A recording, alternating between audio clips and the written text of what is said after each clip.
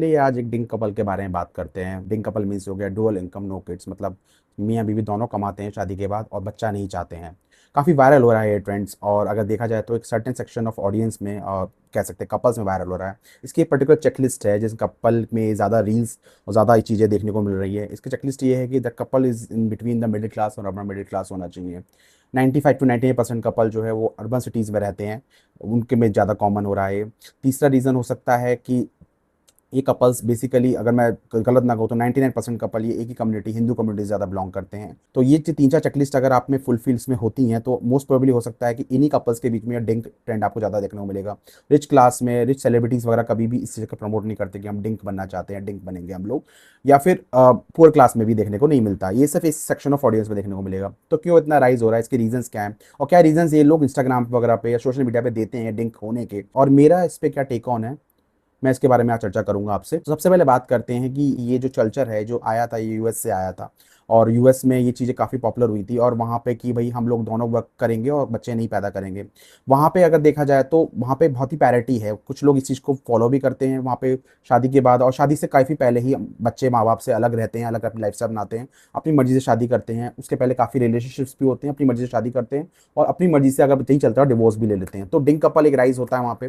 देखा जाए तो कुछ कपल्स डिंक फॉलो करते हैं, लेकिन कुछ कपल्स अगर देखा जाए तो वहाँ पे बहुत सारे बच्चे भी पैदा करते हैं। आपने देखा होगा कि 5-6 बच्चे भी किसी किसी के पैदा हो रहे हैं। इवन तो वहाँ पे अगर सेलिब्रिटी स्टेटस की बात की जाए, रिच क्लास की बात की जाए, क्रिस्टियानो रोनाल्डो की बात की जाए, एलॉन मस्क की बात की जाए, या फिर किम कार्दाशियंस की बात की जाए, ये सब काफ़ी रिच क्लास में आते हैं। इनके भी 4 से 5 बच्चे हुए हैं। इवन दो एंजेला जॉली जिन्होंने काफ़ी सारे बच्चे अडॉप्ट किए थे। इवन तो इंडिया में अगर देखा जाए तो जो रिच क्लास है बेसिकली सेलिब्रिटीज़ हो गए, पॉलिटिशियंस हो गए, या फिर अंबानीज वगैरह, जो भी मतलब काफ़ी रिच बिजनेस फैमिली से आते हैं, उन लोगों में भी 2 से ज़्यादा बच्चे नहीं होते हैं। मतलब they are not going to be DINK, but उनको देखा नहीं होगा किसी के 5-6 बच्चे हो रहे हैं बहुत रिच है, because they can afford that those much child. Even तो पुअर क्लास में भी देखा जाए तो पुअर क्लास में भी बच्चे जो हैं 2 तो आपको मिनिमम देखने को ही मिलते हैं। देखा है 2 से ज़्यादा 3, 4, 5, 6 भी देखने को मिल रहा है, जहाँ पे जो है मैं पेरेंट्स जो है ब्लू कॉलर जॉब में, चाहे भले दोनों जॉब कर रहे हैं, they are also dual income. If you see that poor class, वहाँ पे कोई सिंगल इनकम कम देखने को मिलेगा।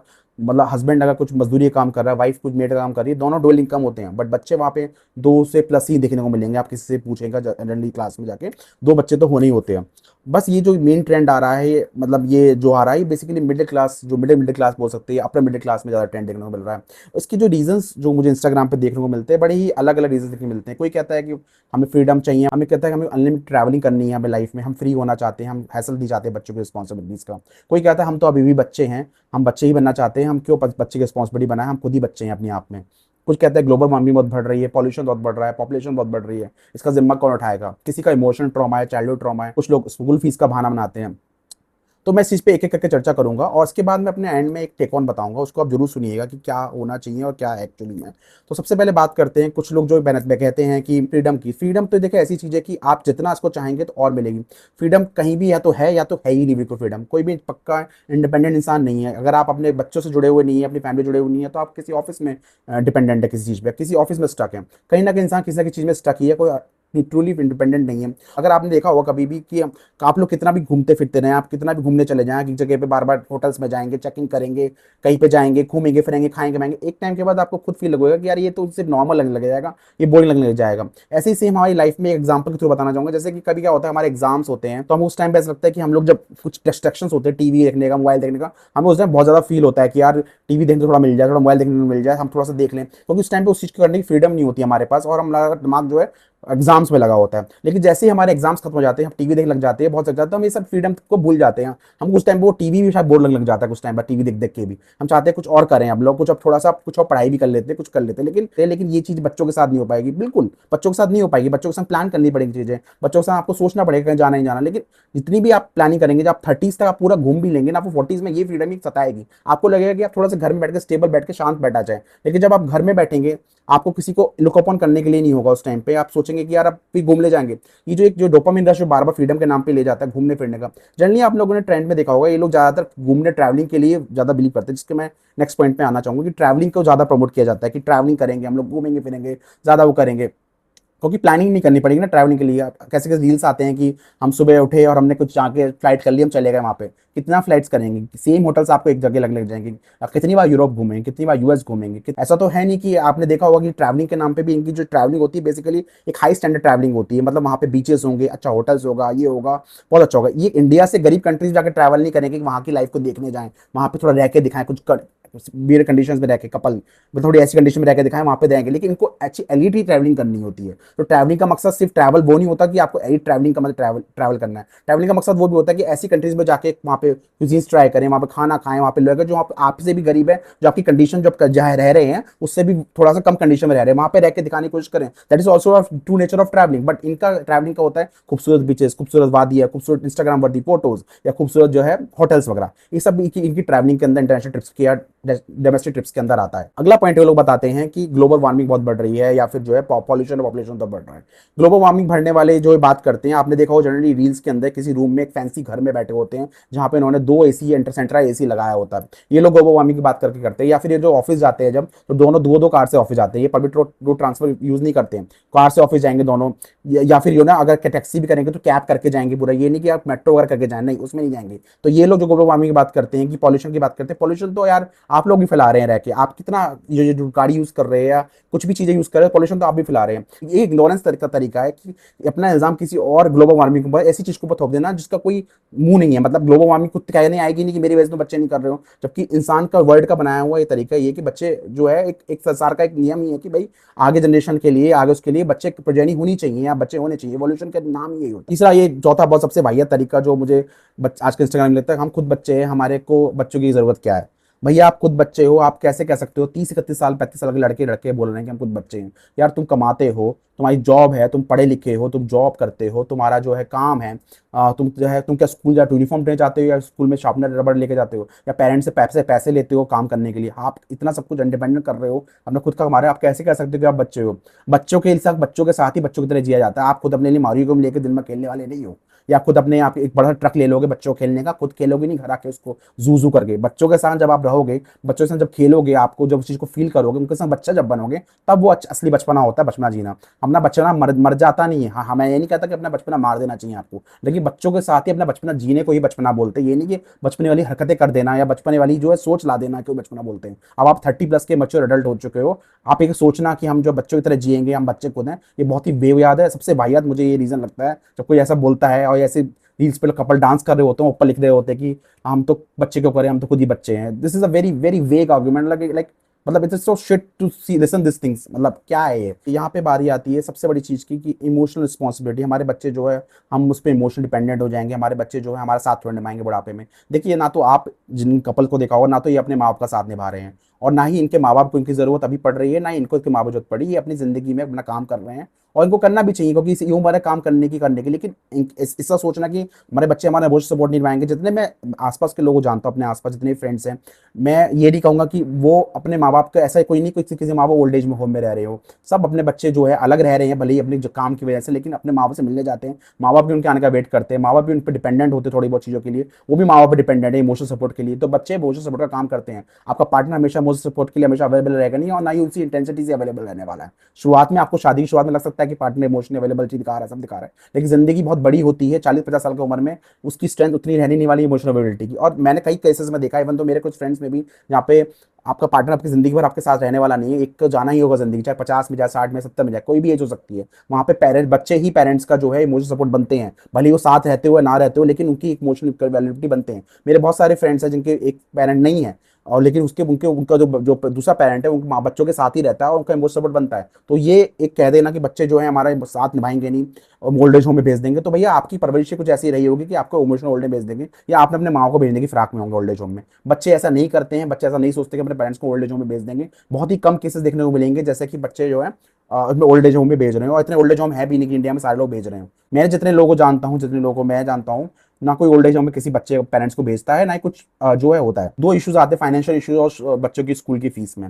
फाइनेंशियल इश्यूज में मान सकता हूँ कि हो सकते हैं, लेकिन फाइनेंशियल इश्यूज में अगर जहाँ तक मुझे पता है कि जो ये डुअल इनकम नो किड्स वाले पेरेंट्स हैं, ये काफ़ी अच्छा खासा कमा रहे हैं। जितना आप इनकी डुअल इनकम की जो वो देखोगे, हमारे पिछले जनरेशन में फादर ही सिर्फ कमाते थे, और उनकी जो उस टाइम की जो सैलरी थी वो भले इन्फ्लेशन के बाद देखा जाए तो अकेले भी इतनी सैलरी नहीं होती थी कि आज की जो बच्चे की एक सिंगल बच्चे की इनकम है 10-10 गुना सैलरी है जितनी जो फादर की सैलरी होती थी, जितना मुझे पता है। उसमें से प्लस आपकी स्पाउस भी कमा रही होती है, या स्पाउस के फादर की ही बात कर रहा हूँ, उसमें आप एक बच्चा अफोर्ड नहीं कर पाते, आपके फादर ने 2 या 3 बच्चे अफोर्ड कर लिए उस चीज़ में।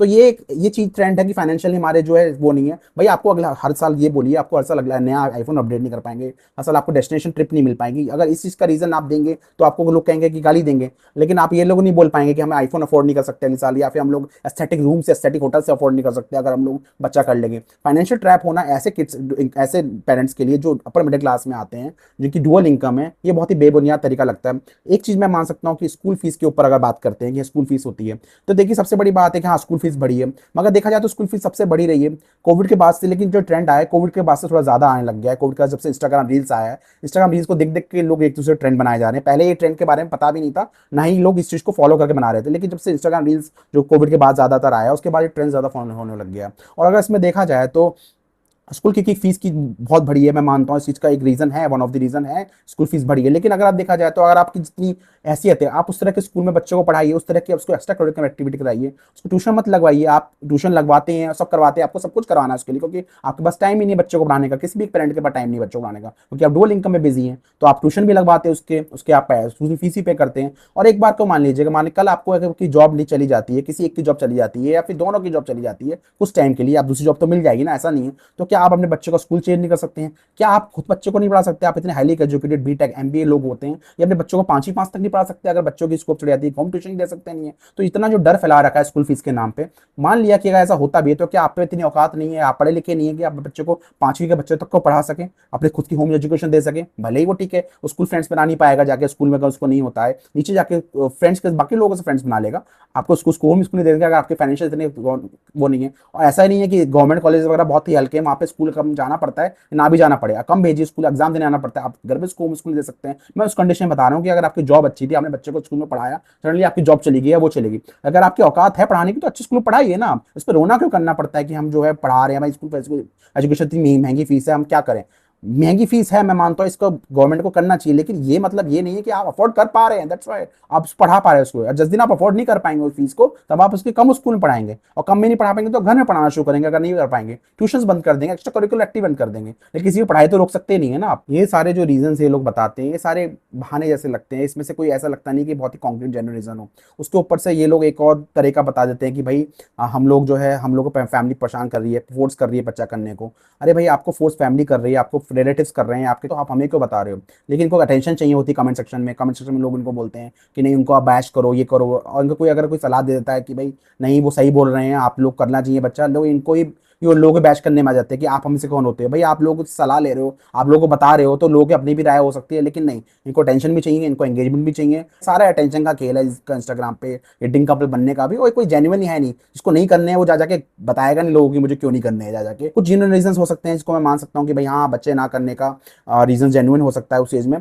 कि फर्स्ट ऑफ ऑल रीजन जो मैं मान सकता हूँ कि भाई अगर मियाँ बीवी में किसी चीज़ को लेकर नहीं बन रही है बिल्कुल शादी के बाद, आपने देखा देखा कि अब बच्चे लड़ाई होती है, झगड़े होते हैं, वो कंपैटिबिलिटी इश्यूज हैं, तो उस टाइम के लिए, उस पर्टिकुलर टाइम पे आपको लग रहा है कि नहीं इसके साथ नहीं जम पाएगी या मेरे भी, तो उस टाइम पे बच्चा ना करे। इस टाइम पे सबसे ज़्यादा पेरेंट्स फोर्स करते हैं या लोग फोर्स करते हैं कि बच्चा कर लो, सब कुछ ठीक हो जाएगा। लेकिन अगर आपको लगता है कि कुछ ठीक होने के चांसेस हैं या नहीं है, नहीं अगर लगते भी हैं लेकिन नहीं है अभी हालात, तो भी उस टाइम तक का वेट करें जब कुछ हालात ठीक हो जाए। बेटर यही होगा कि आप इसमें आगे आगे सेपरेशन या डिवोर्स की चांसेस हो सकते हैं, तो आप इसको रिश्ते को यहीं खत्म करें और बच्चा ना करें इस रिश्ते में। इस रिश्ते में बच्चा करने की जरूरत नहीं, क्योंकि बच्चे को दोनों का प्यार प्यार चाहिए, बच्चे दोनों पेरेंट्स चाहिए। तो उसके लिए आप ऐसा रिश्ते में ना जाएं, ऐसे रिश्ते बच्चे ना करें जहाँ पे आपको लगता है कि आप पार्टनर से सेपरेट हो सकते हो या डिवोर्स के चांसेस बन सकते हैं। दूसरा हो सकता है कि शादी से पहले या शादी के बाद आपके कोई पार्टनर को डिजीज या वगैरह कुछ हो जाए, जिसमें बच्चों में भी जा सकती है डिजीज या कुछ प्रॉब्लम हो सकती है, तो ट्राई करें कि ऐसे में बच्चे ना करने की कोशिश करें, क्योंकि ये प्रॉब्लम आगे बच्चों में भी जा सकती है। तो एक और रीज़न हो सकता है कि मैं फाइनेंशियल वैसा रीज़न नहीं कहूँगा, हालांकि कह सकते हैं कि भाई पहले जब हमारे आज़ादी के अराउंड हमारे फाइनेंशियल अच्छे नहीं थे, तब भी लोग बहुत सारे बच्चे पैदा कर रहे थे। वॉर्स में अभी रशिया में भी लोगों को बोला था कि बच्चे पैदा करो, जब वॉर्स की सिचुएशन आई थी। तो लेकिन फिर भी अगर आप एक मान सकते हैं कि आपके फाइनेंशियल बहुत ख़राब हो रहे हैं, पहले ठीक थे, फाइनेंशियल बहुत ख़राब हो रहे हैं, और आपको लगता है कि आप बच्चे की जो परवरिश करना चाहते हैं, जो कि बेसिक परवरिश हो सकती है, बहुत फैंसी परवरिश की बात नहीं कर रहा हूँ, जो बेसिक परवरिश होती है, एक अच्छी जगह हॉस्पिटल में अपॉइंटमेंट लेकर करवाना है, उसके जो अल्ट्रासाउंड कराना है, या बच्चे का जो है प्रेगनेंसी का डिलीवरी वाला जो चीज़ होता है, या फिर उसके बाद जो है थोड़ी परवरिश का जो बेसिक परवरिश होती है, वो भी नहीं करने का आपका पैसे हो रहे हैं, तो शायद इस केस में बच्चा ना करे तो बेटर रहेगा, ना उसको लेकर आए। लेकिन जो ये रीजन, जो कपल्स ये सब चीज़ें बताते हैं, उनकी लाइफस्टाइल देख के, उनके बैकग्राउंड देख के लगता नहीं कि वो ये सब चीज़ अफोर्ड नहीं कर सकते। They can afford multiple babies, I am not saying they should do a multiple babies, but they can afford, even though I can must say they can afford even one baby as well, but they are not doing it, they don't want to do it. इसके बीच में and में बोलना चाहूंगा कि मेरे को ऐसा लगता है, जो मेरी सलाह है डिन कपल्स के लिए, या जो कपल शादी करने जा रहे हैं, बेसिकली शादी करने जा रहे हैं, पहले उनके लिए सलाह है कि भाई अगर आपको शादी करनी है, अगर आपको बच्चे करने हैं तो अभी शादी कीजिए। अगर आपको डिंक बनना है तो शादी मत कीजिए, लिव इन में रहिए इस इंडिया में, स्पेशली फॉर मैन। अब मैं आपके लिए स्पेशली वुमेन के लिए भी कुछ डिसएडवांटेज है शादी करके डिंक बनने के, लेकिन मैन के लिए स्पेशली जिस तरह का लॉ है इंडिया में, जिस तरह की चीज़ें हैं, मैं इस पर एक एक्सप्लेनेशन वीडियो बना सकता हूँ बाद में। भाई आप लोग शादी ना करें अगर आपको डिंक बनना है और आपको बच्चे नहीं करने हैं, बिल्कुल मैं मना करता हूँ। लिव इन में रहिए, आराम से रहिए, खुश रहिए, जिंदगी बस साथ रहिए, दूसरे का प्यार कीजिए, दूसरे को लव मैरिज करनी है, लव करना है, लव कीजिए, लेकिन शादी मत कीजिए अगर आपको डिंक बनना है। There is no need of to do marriage if you want to be DINK. Compatibility, partnership, commitment सब आपको मिल जाएगा, लेकिन एक लॉफुल कमिटेड रिश्ते में बनने की जरूरत नहीं है, specially for man, if you don't want to be a child in future. ठीक है, तो ये वाली बात है। अगर मैं ये नहीं कहता हूँ कि बच्चा शादी की तुरंत बात कर लो, लेकिन 10-15 साल बाद करना भी बेबुनियाद है। अगर आपको बाद में आईवीएफ वगैरह की, या एक औरत को परेशान करके हार्मोन्स के इंजेक्शन लगवा के चक्कर काटने हैं, तो वो भी बेकार है। शादी के मतलब आप एक एज में कर लीजिए, अगर शादी आपने एज में करी है तो बच्चे का कुछ टाइम के लिए कर सकते हैं, लेकिन आपकी शादी लेट हुई है तो बच्चे अगर करने हैं तो कहिए, वरना आप शादी मत कीजिए। कोई कॉन्सेप्ट नहीं है शादी का अगर आप बच्चे नहीं करने, तो बेकार कॉन्सेप्ट है इस शादी करने का, अगर आपको ये नहीं करना है तो ये मेरी सलाह थी। अगर आपको इस बारे में कुछ सलाह देनी हो, आपको लगता हो कि कुछ और आपकी राय बता सकते हो, तो मुझे कमेंट सेक्शन में बताएं जरूर आप। Thank you so much friends, good bye.